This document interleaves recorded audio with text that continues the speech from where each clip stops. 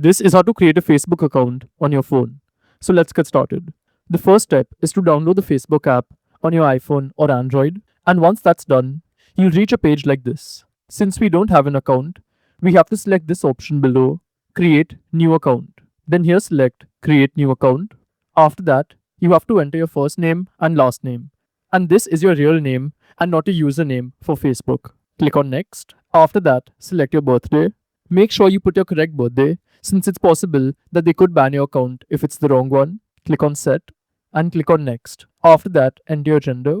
And then you have two options. You can either sign up with your mobile number or with your email address. So if you want to with your email address, select this option below. So you can pick any method. For now, I'll select email address. Then here, I'll have to enter my email address and then verify it. So let's do that. And now, we have to create a password. Once this is done, they're asking if you want to save your login info. You can decide if you want to. Then, you have to agree with the terms and conditions. So just click on I agree. And this is the last step. We have to enter the verification code we received. So I just got one. As you can see, this is the verification code. I'll just put that in. And our account has been created. So these are some other things you may want to do, like add a profile picture. So I'll just skip all of this for now. And as you can see, our account has been created.